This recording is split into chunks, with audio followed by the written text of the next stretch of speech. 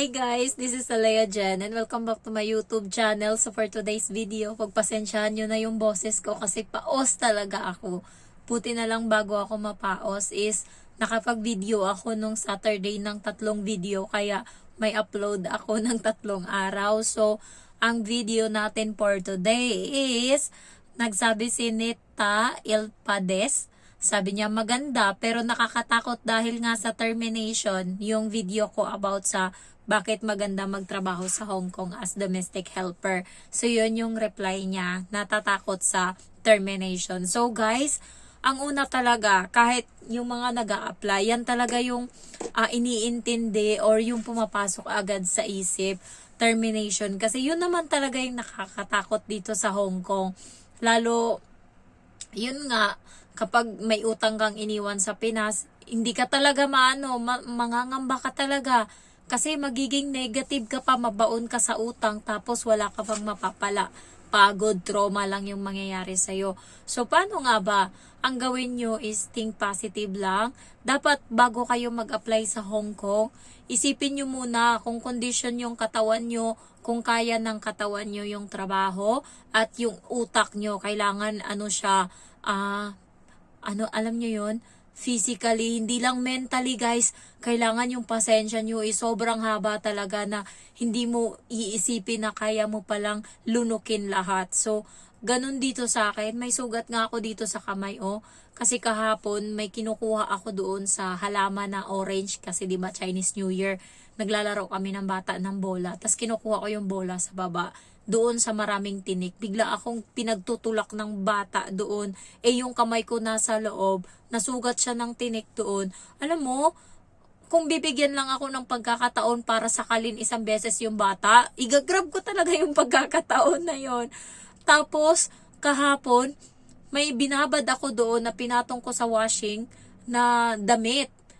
Basa siya, syempre may tubig. Tinapon ng bata. As in, yung washing, umaandar pa, tas yung tubig sa taas, baha, as in.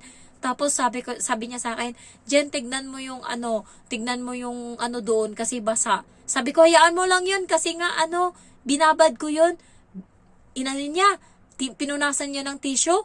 Siguro nakailang puna siya, hindi matanggal, hindi maubos-ubos yung tubig. Bumalik siya sa akin. Sabi niya, Jen, puntahan mo talaga, tignan mo kasi basa talaga. Pagpunta ko doon, tinaob niya. Sus, buti na lang nandito yung magulang niya kahapon. Kung wala, baka nahila ko yung ulo niya. Gaga ka talaga. Sabi ko sa kanya, huwag mong uulitin to ha. Sabi kong gano'n. Nandyan yung nanay tsaka tatay. Kaya nga siguro hindi ako binigyan ng red packet ngayon. Sabi ko talaga sa bata, huwag mong uulitin to ha. Sabi ko ganun sa kanya, pinagalitan ko. Yung bata nanginginig sa takot kasi nga alam niya mapapagalitan siya. Alam niyo yun guys, pasensya yung kailangan dito. As in, lunukin mo yung pride mo. Wala kang pride dito. Ang pride dito nilalabhan. Ayan, nilalaba, ginagamit sa paglalaba. Hindi pwedeng iugali dito sa Hong Kong. So, ano nga ba? Nakakatakot siya. Kaya kailangan bago kayo pumunta dito, yung anuhin nyo muna na may ipon kayo ba, na prepare kayo. Pero hindi naman lahat-lahat is mateterminate. Siguro sa 10 may materminate isa. Marami nagbe-break contract, kanila yung break contract. Ayun. So nakakatakot siya, kaya pray lang talaga kayo. Hindi pwede yung alam niyo yung Hong Kong is para lang sa mga taong life taker, yung nagre-race talaga sila, yung hindi takot. Katulad ako, takot ako nung una, pero sabi ko sa sarili ko, susubukan ko to. Kasi dito lang kasi, pwede akong umuwi, pwede akong humindi pag ayaw ko. Kaya yun yung pinanghawakan ko. Sabi ko, iniwan ko yung trabaho ko sa Pinas, regular ako doon, mataas yung position ko, hindi ako pagod, ballpen lang yung hawak ko, tsaka POS, tsaka nag-inventory lang ako, tas nagbebenta, pero iniwan ko. Sabi ko nga try natin, hindi natin alam kung hindi natin susubukan. So, tinry ko, and thanks God, yun yung yun yung pinaka magandang desisyon na ginawa ko, kasi kahit papano, ayun, tumagal ako guys. Tumagal ako kahit papano. Ako yung sumuko. Kasi mababaliw ako dito. Ah, hindi ko na kaya. Yung isang buwan nga lang na inaantay ko para makababa na ako dito. Parang hirap, ang tagal. Grabe, pagod na ako. Tapos alam niyo itong sakit ko, nakuha ko to sa bata. Tapos parang inosente pa sila. Pag ako yung umubo or nagsipon, tapos nahawaan ko yung bata, parang ang laki-laki ng kasalanan ko, isisisi sa'yo lahat. Pero itong nangyari sa akin, alam mo ang kapal ng mukha, tanong pa sa akin ng amo ko, are you okay? Ang puta ka, galing to sa anak mo. Yung anak niya kasi nagkasakit. Grabe, pag suminga yung anak niya, alam niyo yung dilaw na dilaw yung sipon, tapos sobrang dami. Tapos, ubo siya ng ubo. Tapos pag umubo siya, sa mukha ko pa talaga siya uubo. Ganun siya kaano. Tapos yung sipon niya, pinapahid niya sa akin kasi nga daw para magkasakit ako. Hindi ko lang alam kung sino man yung papalit sa akin dito. Hindi ko lang alam kung kaya mong tiisin to, ha? Basta, bahala ka na sa buhay mo. Kaya mo na to. So, ayun. Ayun nga, ito na yung nangyari sa akin. Parang sising-sisi pa sila na, alam niyo yun, ilang beses akong tinanong kung okay lang ako. Tsaka kahit, alam na nilalagnat ako, alam na may sakit ako, kagabi alas 12:30 na ako natapos. Alas 12 tapos na ako. Unlimited yun kasi Chinese New Year. Walang sawa na trabaho. Sakit yung buong katawan ko. Tapos alas 12 na. Hindi pa din ako pinapatulog.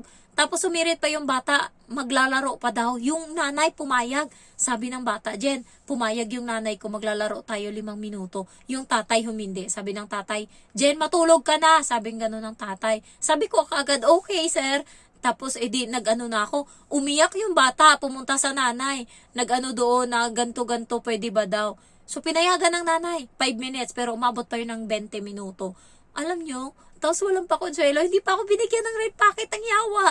Ilang beses na kami nagkita, simula kagabi, tapos ngayong umaga nagkita kami, hindi talaga ako binigyan. Siguro dahil, yun nga, magbe-break na ako ng contract. Ayaan ko na, wala na akong pakialam, tapos na ako. Ano naman nung birthday ko, binigyan ako 500. Pero, yung 500 na yun, guys, pamasahe ko yon kasi yung binayaran nila sa akin na ticket mula Manila pa Hong Kong, 200 Hong Kong dollar lang. So parang ano yun, ginansya ko yun ba?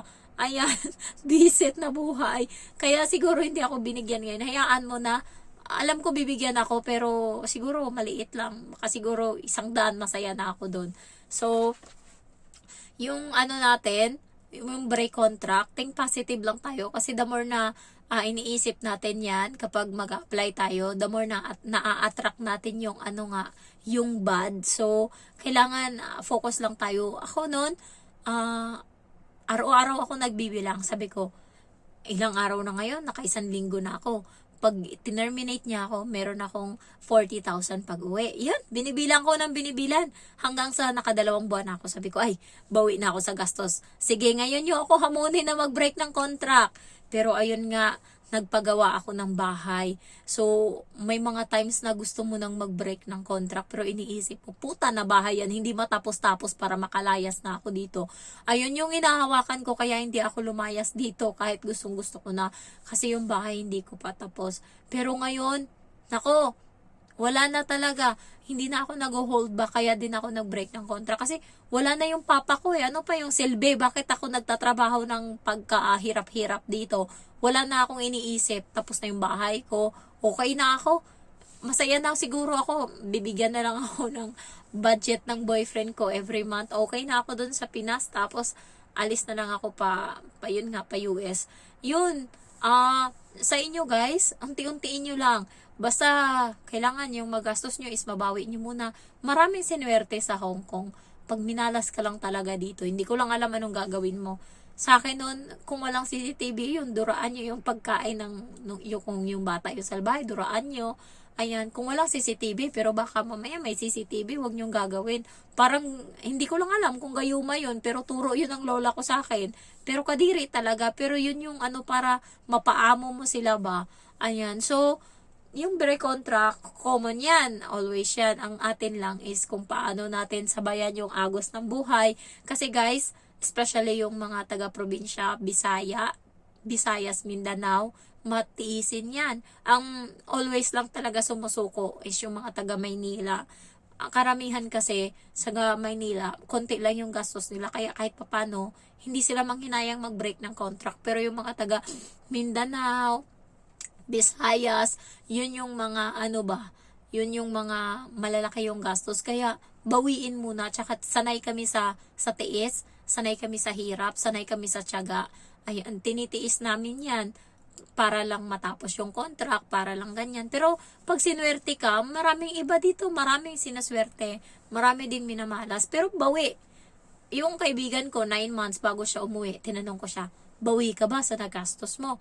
Sabi niya, bawing-bawi na Jen, tumubo na nga. So sabi niya, so ayun guys, nasa inyo yan kung paano nyo anuhin. So ngayon, pakita ko sa inyo yung inukay-ukay ko kanina. Nalabhan ko na yung iba. Kasi nga, hindi ko inubos kasi nakakapagod. So ito, jacket. Ang cute-cute niya. Ayan, bago pa to. Ano yung brand? Punta kayo ng Shamshoy po ngayon yung mga naka-holiday. Ang daming ukay-ukay doon. Pati sa gilid ng daan nakalatag.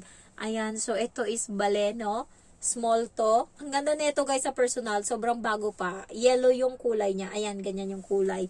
Next is, ito.